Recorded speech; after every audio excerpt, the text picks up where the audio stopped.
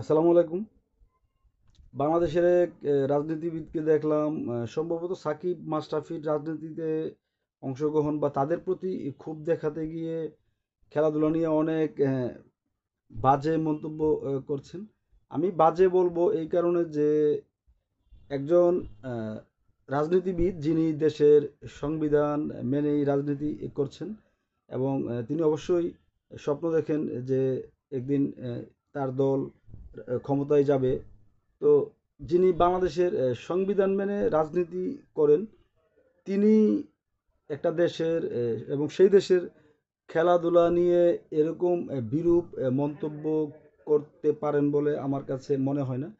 বাংলাদেশের যারা নাগরিক আছে তারা অবশ্যই খেলাধুলা নিয়ে মতামত দিতে পারে। তবে একজন রাজনীতিবিদ মানে দায়িত্বশীল ব্যক্তি এবং তিনি দেশের আহ, যে সংবিধান সেটি মেনেই রাজনীতি করেন। তো সাংবিধানিকভাবে খেলাধুলার কিন্তু একটা গুরুত্ব অবস্থান আছে এবং যেহেতু বাংলাদেশ ফুটবল ক্রিকেট দল আন্তর্জাতিকভাবে খেলে, এটা একটা স্বীকৃত এবং ক্রীড়া মন্ত্রণালয় বলে একটা মন্ত্রণালয় আছে।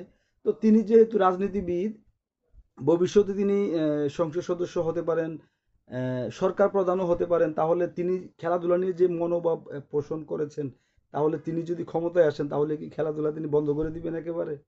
এই প্রশ্নটা কিন্তু চলে আসে।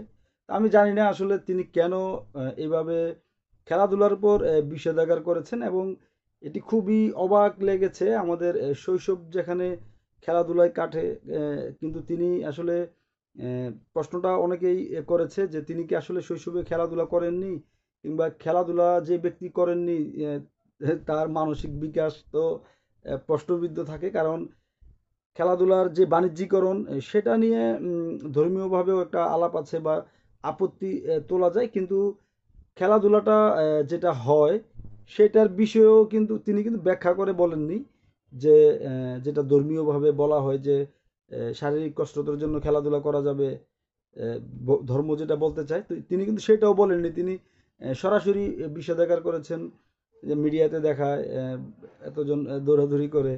এই ব্যাপারটা আমার কাছে ভালো লাগেনি। এটা অন্য কোনো নাগরিক যদি এই ধরনের স্টেটমেন্ট দিত তাহলে হয়তো বলার কিছু ছিল না। কিন্তু তিনি যেহেতু বাংলাদেশের সংবিধান মেনে রাজনীতি করেন এবং তিনি তরুণদেরও স্বপ্ন দেখান, তার যে চিন্তা চেতনা সেটা তিনি প্রকাশ করেন।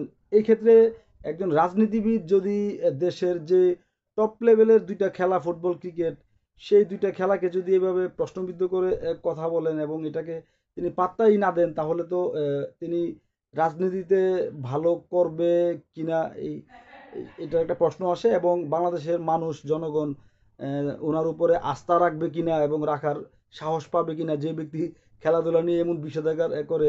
তো সেই প্রশ্নটা কিন্তু আসে এবং আমার কাছে মনে হয় তিনি এই বিষয়টা নিয়ে আরো খোলামেলাভাবে সুন্দরভাবে তার মনোভাব মতামত তুলে ধরা এবং প্রয়োজনে যদি ভুল হয়ে থাকে সে ভুলটা স্বীকার করে স্টেটমেন্ট দেয়া জরুরি বলে আমি মনে করছি।